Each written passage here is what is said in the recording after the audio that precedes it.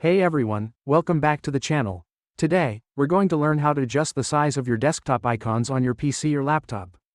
Whether you prefer your icons large, medium, or small, I'll walk you through each step to get them just the way you like. Let's get started. First, let's start by right-clicking anywhere on your desktop. This will open a context menu with several options. In this menu, look for and click on View. Hovering over this option will reveal a submenu where you can choose from different icon sizes. To make your icons large, simply click on Large Icons. You'll immediately notice that your icons grow in size, making them easier to see and interact with. If you want to switch back to medium-sized icons, right-click on your desktop again and go back to the View menu. This time, select Medium Icons. Your icons will adjust to a more moderate size that's usually the default for most desktops.